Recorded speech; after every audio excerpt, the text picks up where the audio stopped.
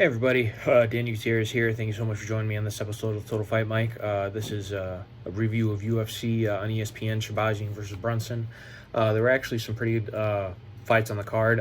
Unfortunately, Trevin Giles had fainted backstage, so his fight with Kevin Holland was off, and that was one of the fights. But actually, the rest of the card was actually pretty good. The first fight of the night was Lando Venata and Bobby Green.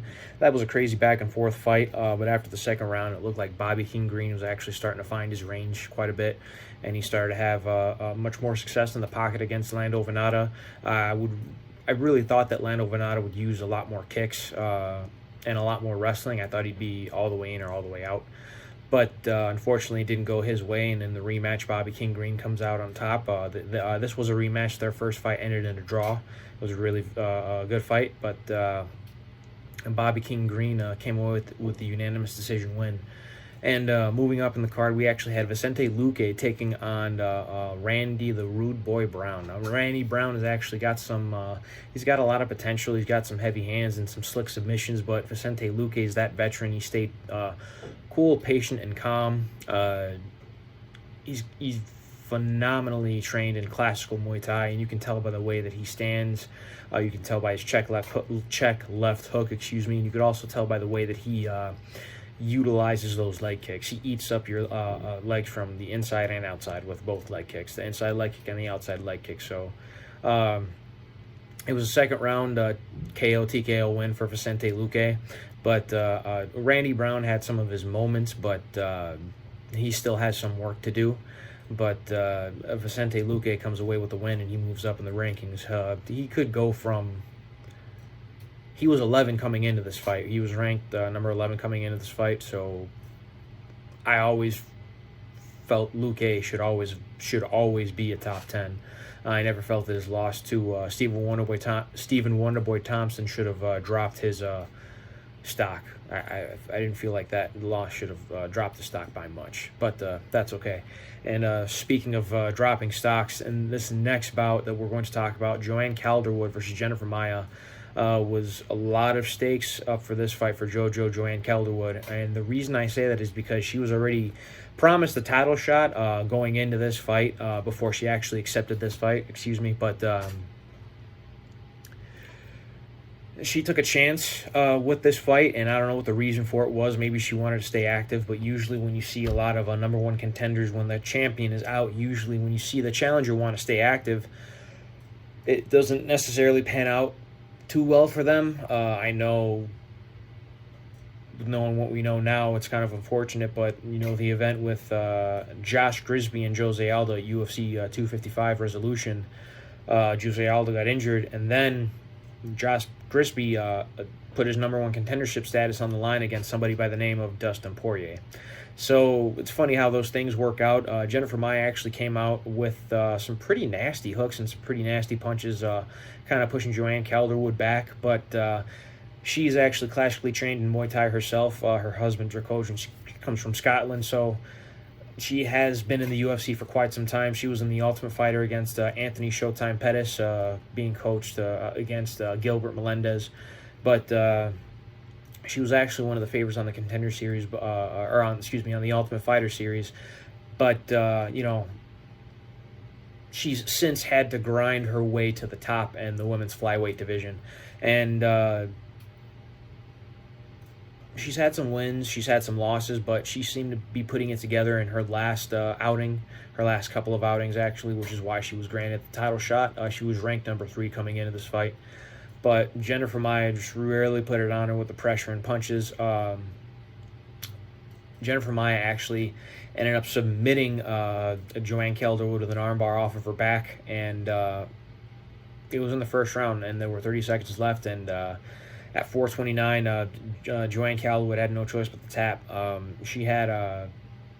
She was actually escaping the armbar, and it looked like she had panicked for a little bit, and then decided to go back in the opposite direction in which you should relieve pressure for the armbar. And then she was forced to tap because unfortunately, because of that, she had sunk the armbar in more for her opponent. So good on Jennifer Maia. I think by default she is your consensus number 1 contender at flyweight for Shevchenko.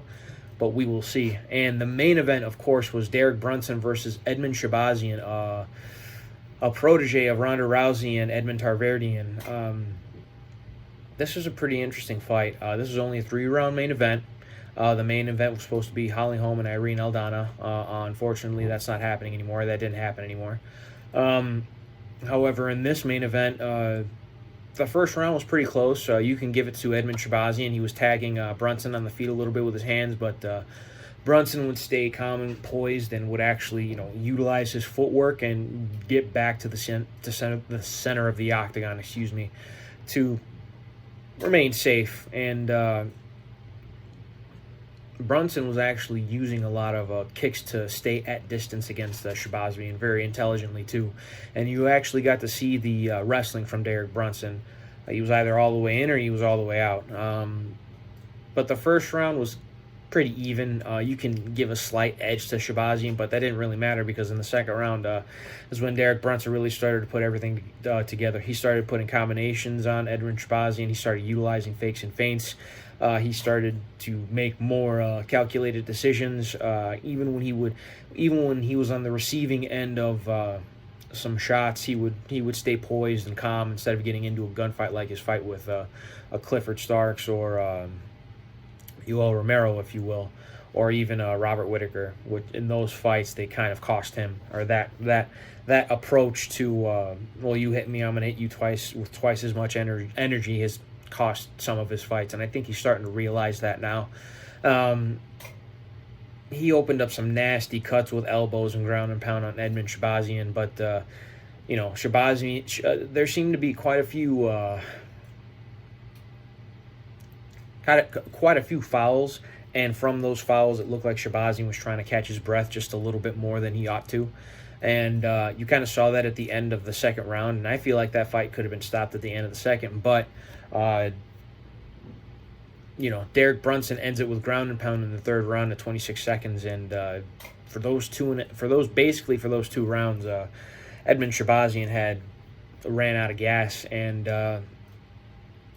in his other fights, none of them went the distance, but only a few of them have gone to the second round. And in his debut fight, when he got to the second round, he looked a little tired. But even though he got the finish, he did look a little exacerbated. So this is a really good learning experience for somebody like Edmund Shabazian. Derek Brunson moves up and still proves that he's got a lot in the tank at middleweight. He's lost to the best of the best, but Adesanya, Jacare twice, and the former champion Robert Whittaker, but Anderson Silva, Romero, he's had some ups and downs in the UFC, but he's seemingly coming into his own. He's seemingly coming into a little bit of a streak when it comes to his current UFC career. So good on Derek Brunson for finishing Shabazian. And actually this weekend on August 8th, we will have Derek Lewis versus Alexei Oleinik, which will be the main event, which for UFC ESPN. Now, this last fight and this fight will be in Las Vegas, Nevada. At the UFC Apex. They already had their 3 events in Abu Dhabi, and now they're going to be in the UFC Apex. For how long, I'm not sure, but the main event for UFC on ESPN Plus will take place on August 8th. And that will feature Derek Lewis versus Alexei Oleinik. Here, Derek Lewis trying to cut some extra body fat on his weight, on his person, and is actually trying to get slimmed down, and is actually trying to make healthier decisions in the heavyweight class in the UFC division, because he had one title shot against Daniel Cormier, and it looked like he kind of got that by the skin of his teeth, and it felt as if he kind of knew that too. So he really wanted to get back into the winning column after that fight. Now, he's had some wins, he's had some losses, but he's on a winning streak right now, and he seems to be on the better side of mentally of what he wants to accomplish moving forward. So, fighting somebody like Alexei Oleinik, who's a long-time Brazilian Jiu-Jitsu practitioner, great submission specialist. He's really good with the Ezekiel choke from the mounted position. He's actually a very intelligent heavyweight. So Derek Lewis is actually trying to get back to that UFC title shot, of course, but he's trying to establish himself as a top contender in the UFC's heavyweight division, other than just another heavyweight. You've heard Derek Lewis before in the past say that he doesn't consider himself a mixed martial artist, that he's just very good at knocking people out. I think he is very much trying to get to the mixed martial arts status in his fighting style, if you will. So we're going to see what happens. And this card actually has a pretty decent undercard, too. You have Omari Akhmedov going up against the return of the former middleweight champion and Chris Weidman. Hopefully Chris Weidman gets something going there. If not, you'd have to imagine if it's the end, but we will see. Yana Kunitskaya is coming back, and Beneil Dariush is coming back. And then after that, we're going to have UFC 252, where Stipe Miocic is going to be defending his heavyweight title in a rematch, a trilogy fight against Daniel Cormier. And at that card, Sugar Sean O'Malley is going to be coming back against Marlon Vera, and John Dodds is going to be coming back against Merab Dvalishvili. Excuse me. Try saying that 10 times as fast. However, before the UFC at UFC and ESPN Plus at the Apex for Lewis versus Olenek, there's going to be a Bellator card, and it's actually going to feature, it's a Friday night fight, so August 7th, this Friday. It's going to feature Benson Henderson up against rematch in Michael Chandler. So former Bellator lightweight champion going up against the former WEC and UFC lightweight champion in a rematch in which both guys are looking to get back to at least some sort of title contention, because this fight is actually the last fight on Michael Chandler's Bellator contract. And when Benson Henderson was a newly signed asset to Bellator, he had 2 title fights right away that did not go his way at all, unfortunately. But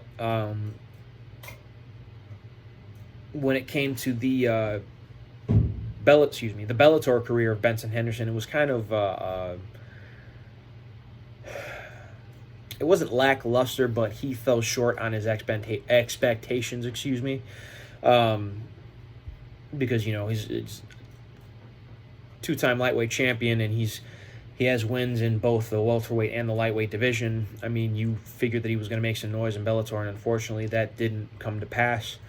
But with both guys coming into this fight with a lot of expectations on both sides, Benson Henderson's coming off of a little bit of a win streak, and he's southpaw, he's a wrestler with great kicks from the outside. And then you have Michael Chandler, who's coming off of his knockout win from Sydney Outlaw in Japan, the right-handed, short, stocky wrestler with very heavy hands and some pretty decent submission skills, very underrated submission skills.